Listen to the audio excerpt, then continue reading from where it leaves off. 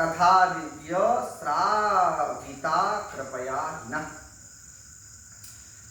सौनक जी बोले, हे महाभाग सूत जी, आप धन्य हैं, परमार्थ तत्व के ज्ञाता हैं।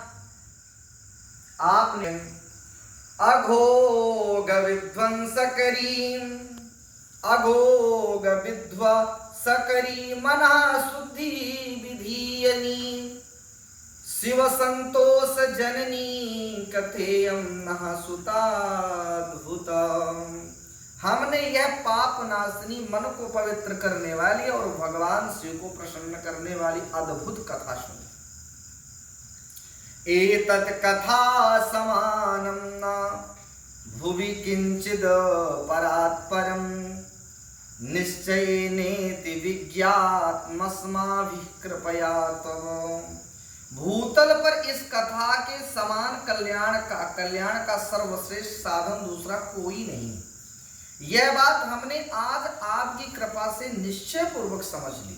हे सूत जी, सौनक जी महाराज कहते, हे सूत जी, के विशुद्धंतयन के विशुद्धंतय तनया कथया पापिनः कलौ बदतान कृपया सूतो कृतार्थं भुवनं कुरु।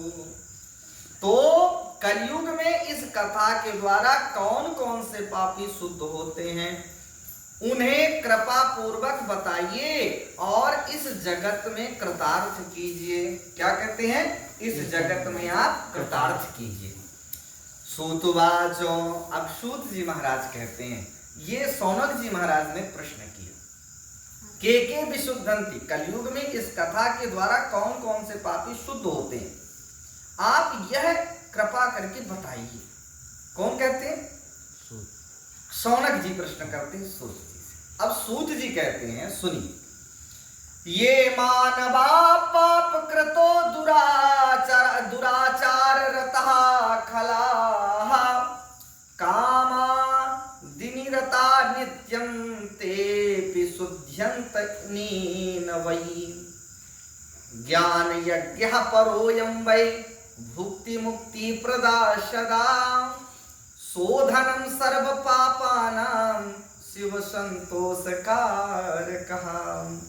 हे मुने, जो मनुष्य पापी, दुराचारी, खल तथा काम क्रोध आदि में निरंतर डूबे रहने वाले हैं, वो भी इस पुराण से अवश्य शुद्ध हो जाते हैं।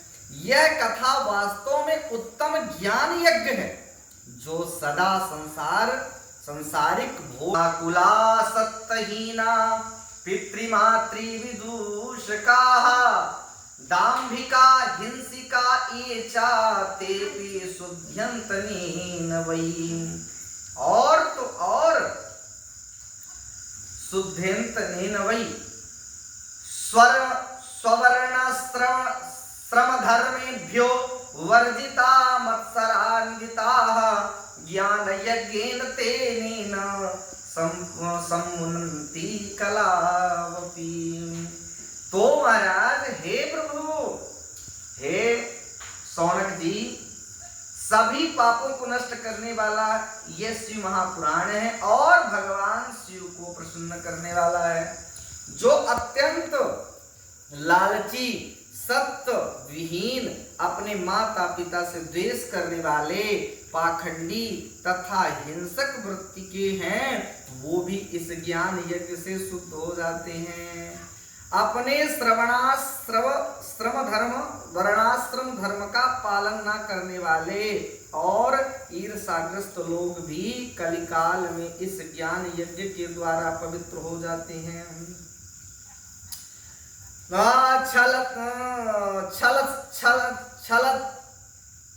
छद्मकरा ये च पूरा सुनिर्दयाः ज्ञान यज्ञेन तेनेन सम्पुनन्ति कलावपि। जो लोग छल कपट करने वाले, क्रूर स्वभाव वाले और अत्यंत निर्दयी हैं, कलयुग में वो भी इस ज्ञान यज्ञ से शुद्ध हो जाते हैं। ब्रह्मस्वपुष्टाः सततं व्यभिचाररताश्च ये ज्ञानयज्ञेन तेनेन सम्पुनन्ति कलावपि और सदा पापरता ये सठश्चा दुराशया ज्ञान यज्ञेन तेनेन सम्पुनन्ति कलावपि मलिना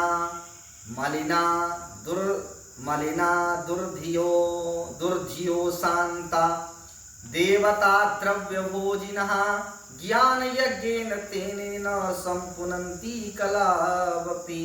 जो लोग कलयुग में शुद्ध हो जाते, ब्राह्मण के धन से पलने वाले तथा निरंतर व्यभिचार परायण जो लोग हैं वो भी इस ज्ञान यज्ञ से इस कलयुग में पवित्र हो जाते हैं।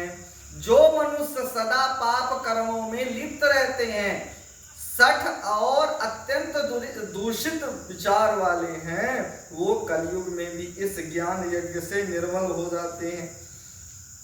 दुष्चरित्र दुर्बुद्धि उद्वाग्नि चित्त वाले और देवताओं के द्रव्य का उपभोग करने वाले पापी जन भी कलिकाल में भी इस ज्ञान यज्ञ से पवित्र हो जाते हैं। इस प्रकार से पुराणस्य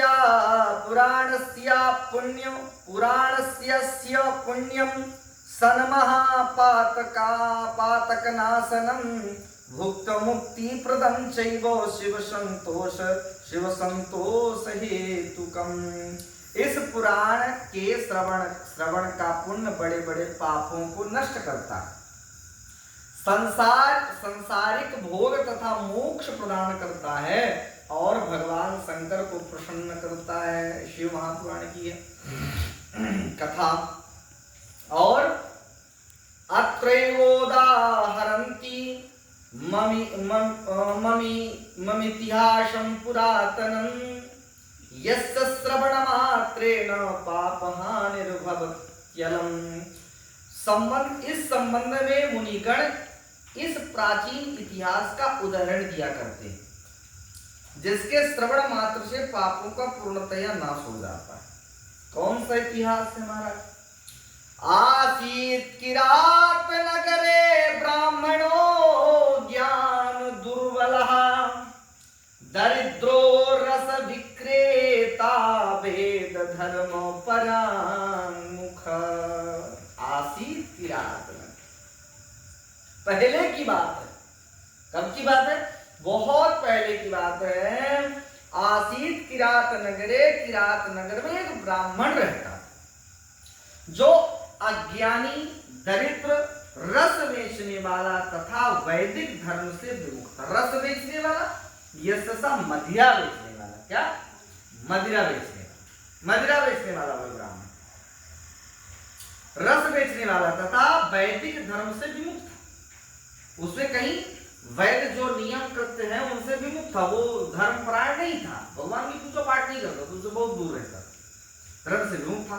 वह स्नान संध्या आदि कर्मों से भ्रष्ट हो गया। स्नान भी नहीं करता था, संध्या भी नहीं करता था, भगवान को प्रणाम भी नहीं करता था, कभी माथा भी नहीं देखता, भ्रष्ट हो गया। और वैश्य वृत्ति में तत्पर रहता था। वैश्य की वृत्ति में, बनिया बुद्धि में वैश्य वृत्ति या कि वैश्यावृत्ति, वृत्ति दोनों वृत्ति होती। वैश्यावृत्ति स्त्रियों के साथ, और या कि वैश्य वृत्ति बनिया बनकर के व्यापार करने वाला का रहता, तत्पर रहता था। उसका नाम था देवराज। क्या नाम था? देवराज। संध्या